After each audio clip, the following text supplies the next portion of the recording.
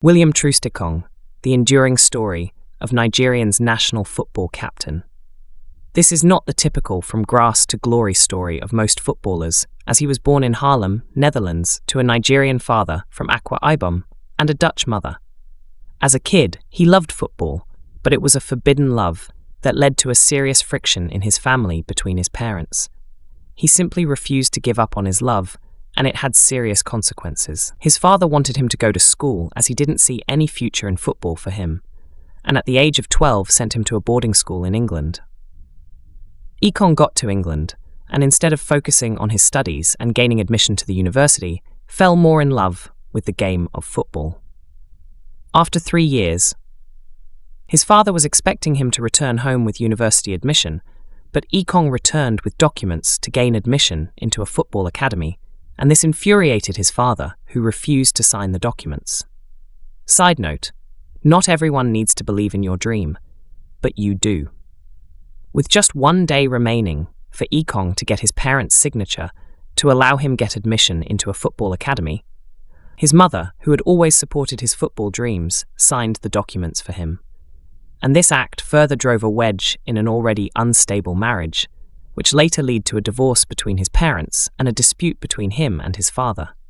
Side note, it doesn't always get easy when you're pursuing your dreams, but hold on.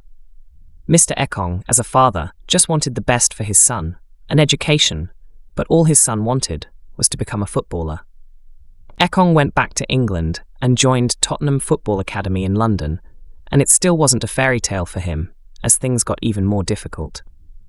After 3 years at Tottenham, one of the coaches called him and his mum and told them Ekong isn't good enough to become a footballer and that he should give up on football. Side note, never think you're not good enough. He left the academy, but refused to give up on football because he couldn't afford to go back at this point, so he used it as a motivation to keep fighting.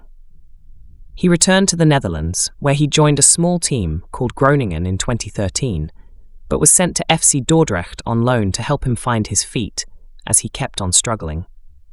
After a year at FC Dordrecht, where he did well, he moved to Ghent in 2015 to join the Belgium Giants, but found game time hard to come by. Side note, it will get difficult before it gets fine. He switched his national team allegiance from the Netherlands to Nigeria after representing the Netherlands at the under-19 and 20 youth levels. This move coincided with an upswing in his career.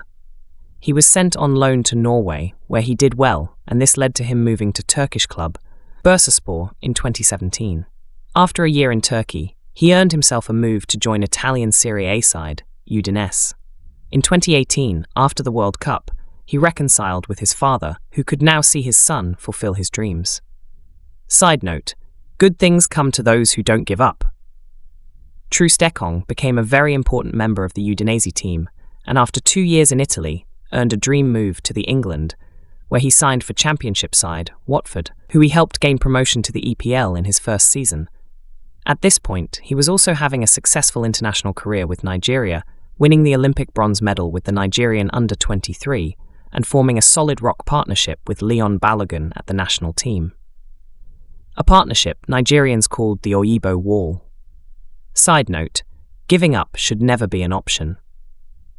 In January 2023, he joined Italian side Salernitana, where he had an injury-hit season and had only 9 appearances.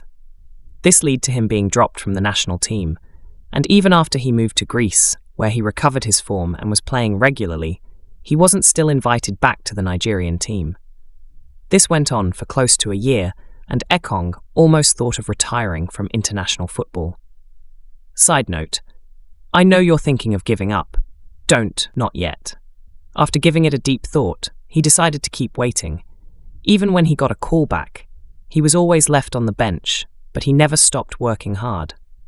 He regained his place back into the starting lineup and made it to the AFCON 2024, and since day one has remained the best central defender in the tournament, and has now led Nigeria to the AFCON 2024 finals, scoring 3 high-pressure penalties.